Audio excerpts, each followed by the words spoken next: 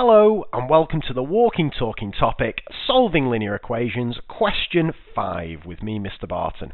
Now look at this lovely page of linear equations and inequalities to solve. There's 2, 3, 4, 5, 6, 7, 8, 9, 10 marks available, and you really need to be banking as many of these 10 marks as you can.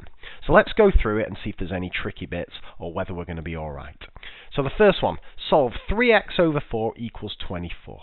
Now that's a fraction, so I'm going to get rid of that first. I'm going to multiply both sides by 4, and I'm going to end up with just a 3x on the left hand side because it was already being divided by 4, and on the right hand side 4 lots of 24. Well, 4 lots of 20 are 80, 4 lots of 4 are 16. Put them together, I think you get 96, and if we divide them both sides by 3, 96 divided by 3, well, 90 divided by 3 is 30, 6 divided by 3 is 2, so I think we end up with 32 for that one.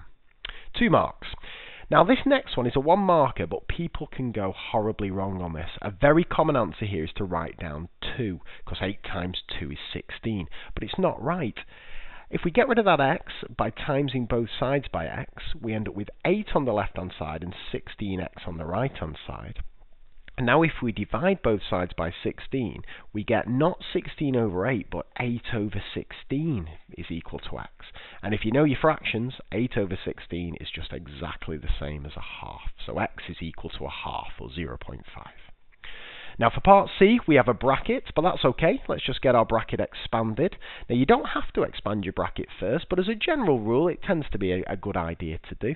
So I'm going to do 7 lots of 5x, that's 35x, and 7 lots of minus 4, that's minus 28.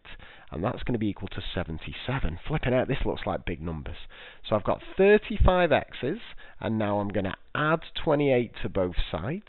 So I get 77 plus 28, which I think, well, 70 plus 20 is 90, and 8 plus 7 is 15, so I think that's 105. And now I've got to divide by 35. Now that seems like a nasty job, dividing something by 35, but if you just count up in your 35 times table, 35, 70, 105, you'll see it fits in exactly 3 times. So that must be our answer to that one. X equals 3. Okay, only 4 more marks to get. Now, a lot of students tend to panic when they see this inequality sign, but I just treat it exactly like an equal sign and just solve the equation as normal, remembering to write the inequality sign though. So I'm going to take 5 from both sides, and I'm going to get 6x is less than 42. And then I'm going to divide both sides by 6. And I'm going to end up with x is less than 42 divided by 6, which I think is 7.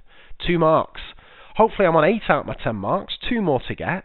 Write down the smallest whole number that satisfies the inequality. 3x is greater than 67.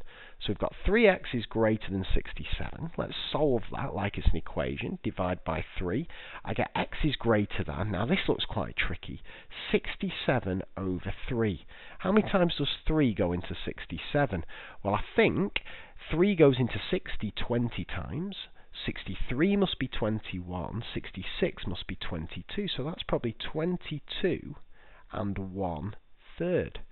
So x must be greater than 22 wholes and 1/3. So what's the smallest number that's true for x? Well, it's not 22, because x has got to be bigger than 22 1/3. So I think the number that we're interested in is 23. And there's 10 nice marks.